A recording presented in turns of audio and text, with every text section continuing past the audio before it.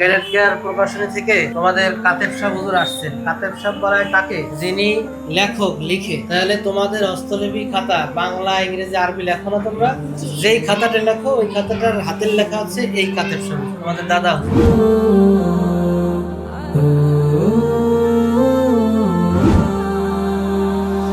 এই জন্য অটোমেটিক দিতে মনে হচ্ছে ফার্স্ট ক্লাস লেখা। তোমাদের কাছে আজকে তোমাদের দাদা হুজুর আসছেন। তোমরা যে হস্তলিপির খাতা লেখো না, আমাদের ক্যাডেট কেয়ার প্রকাশনী থেকে বোর্ড থেকে যে খাতাটা দেওয়া হয়, ওই খাতাটা আমাদের এই কাতেব সাহেব হুজুর লিখছে, সেটাই তোমরা লেখো। এটাকে দেখেছো কোনোদিন? তোমাদের কিন্তু সৌভাগ্য, উনি নিজে আসছে তোমাদের থেকে। তাহলে এবার তোমাদের হাতের লেখাগুলো একটু দেখা উচিত। লেখার প্রতি যত্নবান হইতে হবে।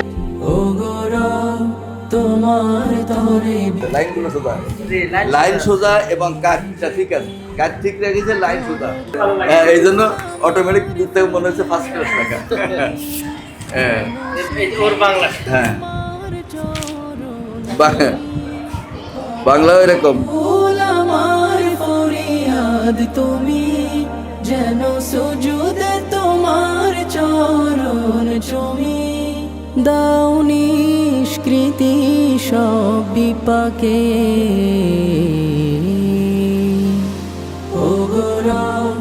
লেখা একটু সুন্দর করে লেখবা, বুঝছো?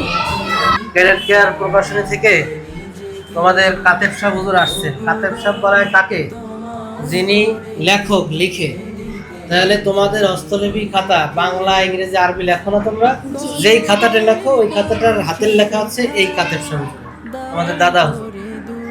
তোমাদের সৌভাগ্য না? সবাই বলো আলহামদুলিল্লাহ।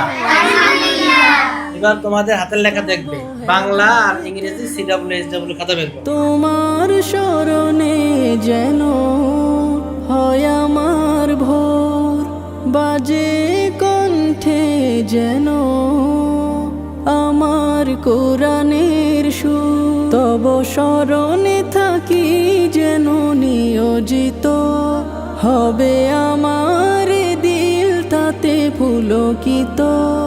তব স্মরণে থাকি যেন নিয়োজিত হবে আমার দিল। আর লেখা সুন্দর হওয়া অত্যন্ত জরুরি। লেখা পরীক্ষার সময় হাতের লেখা সুন্দর হইলে অধিক নাম্বার পাওয়া যায়, আর লেখা কদাকার হইলে নাম্বার কিন্তু কম দেয়। যারা পরীক্ষক থাকে, এক্সামিনার থাকে, তার নাম্বার কম দেয়, কেটে দেয়। আরবিও নয় শুধু আল কাশেম আইডিয়াল ইনস্টিটিউট, এক সিলেবাসে সব একসাথে শিক্ষা দেয়া হয়।